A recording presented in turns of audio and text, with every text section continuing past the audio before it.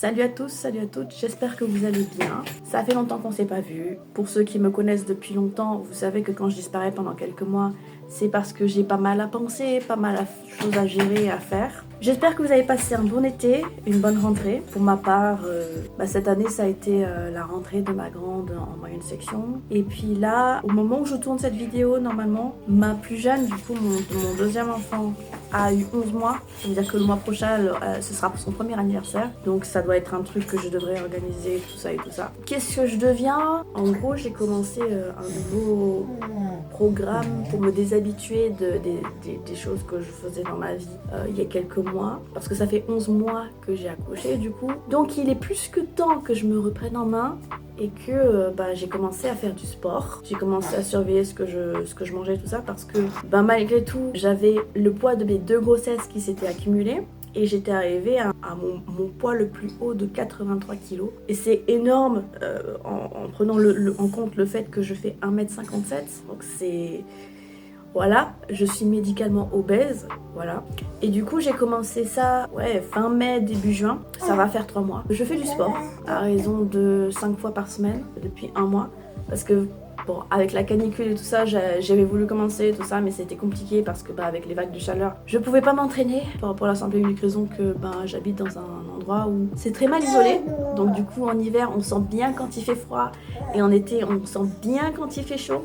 Donc on a fait le choix de laisser la climatisation pour les filles, étant donné qu'elles sont toutes les deux très jeunes et que mieux vaut qu'elles ne fassent pas de malaise. Nous on peut gérer parce qu'on est beaucoup plus âgés quoi. Et du coup j'ai préféré y aller tranquillement et pendant 1 mois j'ai géré mon alimentation pour changer mes habitudes et manger moins et mieux. Moins de cochonneries et plus de trucs que je pourrais tenir sur le long terme en gros. Et j'ai perdu 6 kilos. Présentement, je sais pas si ça se voit, peut-être un petit peu, je sais pas. J'ai perdu 6 kilos, ce qui fait que actuellement je suis à 76 à peu près et je suis à 2 kilos de sortir de l'obésité médicale. Donc j'ai franchement hâte et ça se présentera bien pour 2026 quoi. Donc ça règle un petit peu mes journées, la façon dont je mange et dont je m'organise avec les filles pour gérer ce dont elles ont besoin et l'attention que je leur porte aussi parce que ma plus jeune, elle est extrêmement accrochée à moi et bon ça fait un petit peu écho au post que j'avais fait sur mon onglet communautaire, c'est-à-dire que je ne sortirai pas du coup ma vidéo sur l'adaptation de la famille de 3 à 4 parce que non seulement c'est très long, mais en plus de ça, c'est hyper intime, je vais beaucoup dans les détails et je suis pas sûre de vouloir que ça reste sur internet pendant le restant de l'existence de YouTube, j'imagine.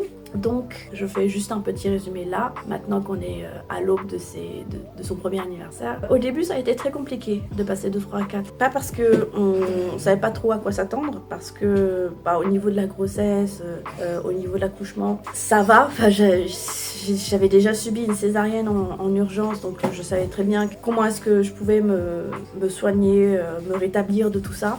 Donc voilà. Mais non, ça a été compliqué plus au niveau de mon aîné du coup, qui a eu du mal au début avec l'entrée dans la famille d'un nouvel être du coup. Et comme elle a beaucoup de difficultés avec les bruits en règle générale, c'était souvent des crises de pleurs à répétition plusieurs fois dans la journée, des caprices et des... comment on appelle ça? Vous savez, pour ceux qui sont parents, parfois les aînés font tout pour que leurs parents se préoccupent plus d'eux parce qu'ils ont l'impression qu'on s'occupe beaucoup plus du bébé, surtout quand ils reviennent de la maternité, etc., etc. Donc ça a été très compliqué pendant quelques mois. C'est pour ça que j'étais un petit peu en dents de scie, encore plus que d'habitude. Et puis au fur et à mesure que la petite grandit, ça va de mieux en mieux. Actuellement, elles jouent souvent ensemble. Voilà, c'est rare qu'il y ait des caprices ou des crises de pleurs comme au tout début. Donc ça a pris longtemps. Je me souviens que j'avais une personne de la famille de mon copain qui m'avait dit que ça allait durer peut-être 2 mois ou un truc comme ça. Ici ça a duré facilement 6 mois. Donc ça a été très long. Très long, étant donné que j'ai accouché en automne, donc tout l'hiver ça a été très compliqué. Et là, il y a des moments où ça montait un petit peu dans les tours parce que à cet âge-là, quand t'as 3-4 ans, peut-être 5 ans, 6, Je sais pas à quel âge ça va, mais ça veut pas forcément prêter ses jouets ni quoi que ce soit, mais bon, rien de très grave. Elle a toujours un petit peu des difficultés lorsque sa sœur se met à pleurer, mais autrement ça va beaucoup mieux. Et puis franchement, j'ai confiance dans le fait que en grandissant, ça aille de mieux en mieux entre elles et que d'ici quelques mois, quelques années, elles jouent encore plus ensemble. Et donc du coup, pour ceux qui ont regardé un petit peu mes dernières vidéos sur mon vide penderie et tout ça, moi qui faisais le tri dans mes vêtements d'avant et tout, c'est difficile de tourner des vidéos sans que la petite soit là avec moi. Donc ça demande de l'organisation pour pas qu'elle apparaisse dans le champ, ou alors que je masque son visage et tout ça pour des raisons que je vous ai déjà expliquées il y a longtemps déjà. J'ai un projet concernant YouTube. J'ai actuellement 3 chaînes YouTube. Celle-là, donc vous voyez les sujets de vidéos que j'ai pu aborder depuis 2018. Vous avez vraiment de tout. Vous pouvez voir mon évolution depuis que j'avais 23 ans. J'en ai 30, bientôt 31. Donc c'est quand même un bon pan. Plus de 200 vidéos sur des sujets de sociaux, des sujets tabous, etc. etc. Donc ça, c'est ma chaîne principale, Aileen. J'en ai une deuxième sur laquelle j'avais mis des VOD de stream, parce que j'avais commencé à streamer du Persona 3 Reload sur Twitch. Donc c'est une chaîne sur laquelle je mettais mes VOD. J'ai dû m'arrêter de streamer au début de ma grossesse parce que j'avais trop de nausées et du coup j'ai jamais repris. Mais j'ai dans le projet, une fois que j'aurai plus de temps pour moi et tout ça, de reprendre les streams quand la petite sera un petit peu plus grande et qu'elle pourra se gérer un petit peu plus. Je reprendrai Persona parce que je n'ai pas fini le jeu du coup, et je mettrai le reste des VOD au fur et à mesure sur cette chaîne là. Ça s'appelle Aileen VOD, donc je me prends pas la tête dessus. Voilà, ça fait, j'ai quelques vidéos de Persona, voilà. Et puis j'en ai une troisième. En soi, ça fait un moment que je l'ai, mais il y a 0 contenu pour l'instant. C'est en préparation. Parce que j'ai un projet de faire une chaîne dédiée à l'apprentissage des langues, donc du français et de l'anglais, tout en les mélangeant. C'est un sujet qui n'a jamais été franchement abordé sur YouTube à proprement parler. Mais je me suis dit pourquoi pas, étant donné que je suis bilingue, je dirais. Pour moi, à mon sens, bilingue, ça veut dire être parfaitement à l'aise avec l'anglais et le français. C'est-à-dire que je peux dire que je le suis, puisque j'ai pas vraiment de problème de compréhension, ni à l'écrit ni à l'oral. Bon, mis à part quand certaines personnes ont un sacré accent, un très très fort accent. Mais je me suis dit, étant donné que j'ai toujours eu des facilités avec les langues, pourquoi pas en faire profiter les personnes que je connais et que je connais pas du coup, en faisant du contenu là-dessus, avec les aptitudes, les habilités que j'ai. Et du coup, ce sera une chaîne qui sera vraiment différente de ce que je fais ici. Beaucoup moins sérieuse. C'est-à-dire que il y a toujours cette façon d'apprendre, mais de façon ludique. C'est-à-dire absolument pas scolaire ni quoi que ce soit. Genre, je suis pas prof, je n'ai pas de diplôme de professeur ni quoi que ce soit. Mais ce que je sais, j'aimerais le transmettre pour que ce soit plus facile pour des personnes de se débrouiller dans diverses situations comme ça. Je trouve ça un petit peu dommage qu'en 2025, il y ait des gens qui aient vraiment énormément de difficultés à communiquer avec d'autres personnes, ou qui aient juste une langue qu'ils parlent couramment. Parce que je trouve que c'est se priver pas mal de culture, de rencontres, de connaître pas mal de choses, sans forcément voyager, mais juste en ayant accès à différentes personnes en ligne, etc.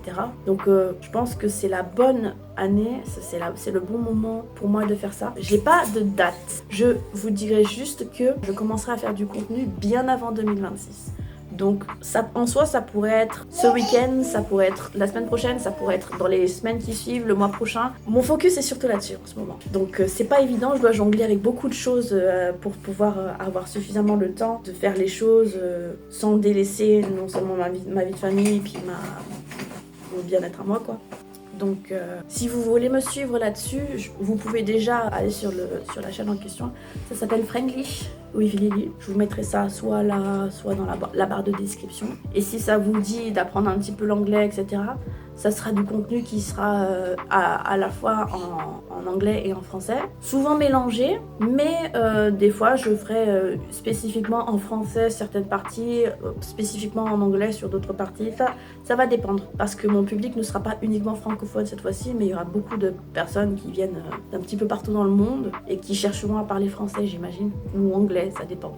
C'est tout un programme, ça a l'air colossal comme ça, mais je pense que en y allant tranquillement, sans me prendre la tête, petit à petit, Ça va se décanter, j'ai confiance. De toute façon, si je pars sur ce projet-là, c'est parce que c'est quelque chose qui m'a été insufflé par Dieu, du coup. Et je ne l'aurais pas fait s'il ne m'y avait pas poussé. Parce que des profs de langue à proprement parler, qui ont des diplômes pour ça, c'est pas ce qui manque sur internet. Mais je me suis dit, je vais pas me comparer aux gens, autant apporter ma pierre à l'édifice. Et puis s'il y a des personnes qui arrivent à bosser un petit peu leur apprentissage et tout ça, sans trop se prendre la tête, tant mieux. Le but sera quand même atteint, même si je suis pas professeur officiellement. Voilà, grosso modo, ce qui se passe dans ma vie en ce moment. J'espère que vous, ça va.